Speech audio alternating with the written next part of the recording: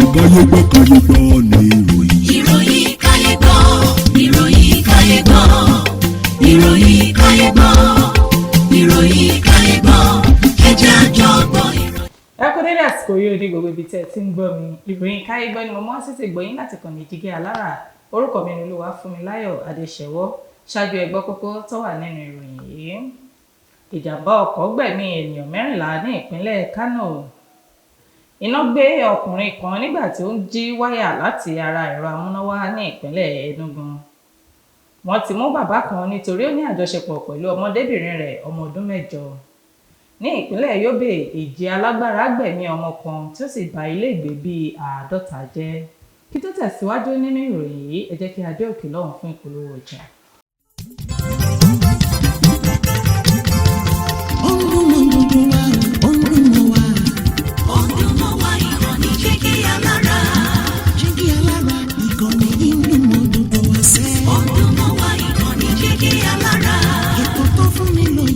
Ètò tó wà ní lọ́yẹ̀ wà ń bẹ̀. Ọdún mọ́ wá ìkànnì Jígẹ́ Alára. Ìròyìn lóríṣiríṣi tàbí mọ́ bó ṣe ń lọ láwùjọ. Ọdún mọ́ wá ìkànnì Jígẹ́ Alára. Ìkànnì Jígẹ́ Alára.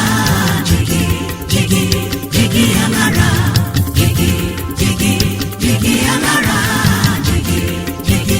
Jígẹ́ Alára. Ìkànnì Jígẹ́ Alára 24 bàbá gbogbo. Ẹ káàbọ̀ padà láti òkè lọ́hùn. Ìròyìn ọ̀hún rèé lẹ́kùnrẹ́rẹ́. Ìjàmbá ọkọ̀ gbẹ̀mí ènìyàn 14 ní ìpínlẹ̀ Kano. Ó tó ènìyàn 14 tó pàdánù ẹ̀mí wọn ní agbègbè Ìmáwá ní òpópónà Zaria sí Kano ní ìjọba ìbílẹ̀ Kura ní ìpínlẹ̀ Kano.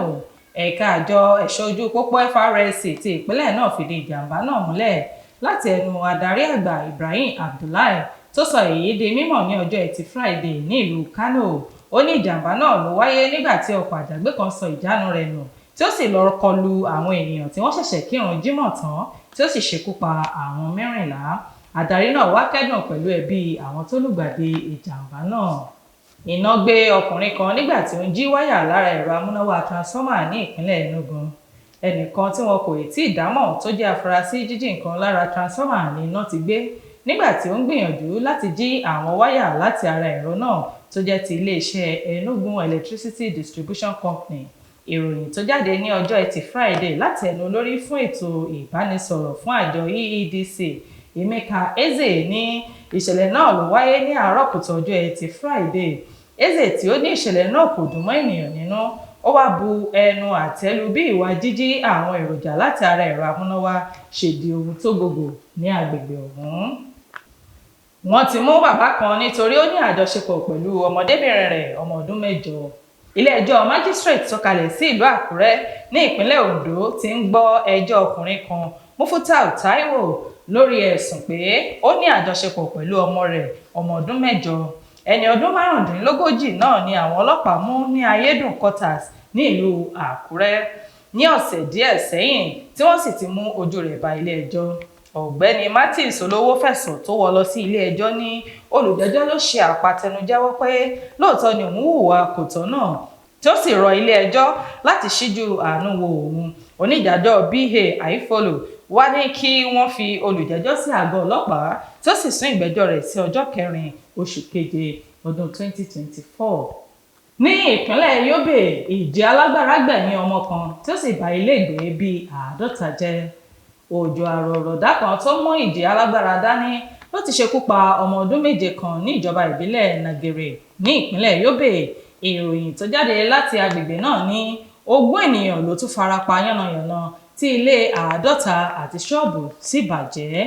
Àjọ tó ń rí sí ìṣẹ̀lẹ̀ pàjáwìrì ní ìpínlẹ̀ Yobe pẹ̀lú àjọṣepọ̀ Agroclimatic Resilience in Semi-Arid Landscape ti bẹ̀rẹ̀ ìdánilẹ́kọ̀ọ́ lórí bí àwọn olùgbé ní agbègbè náà ṣe lè dáwọ́ irú ìṣẹ̀lẹ̀ báyìí dúró. Kò ní jù báyìí lọ lórí ìròyìn Kayegbo fún títò ní. Orúkọ mi lẹ́ẹ̀kan sí òun ni Olúwafúnmiláyọ̀ Adéṣẹ́wọ́ láti ìkànnì Jígẹ́ Alára. Káfíńrè pàdé wọn.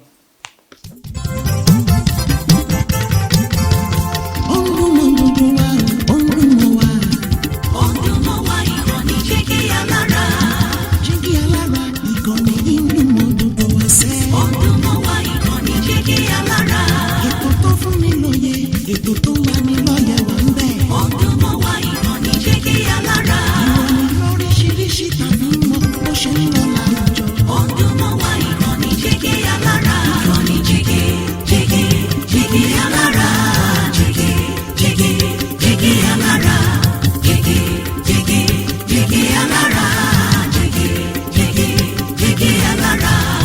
ìkànnì jígí alára kẹrìnlélógún bàbá gbogbo.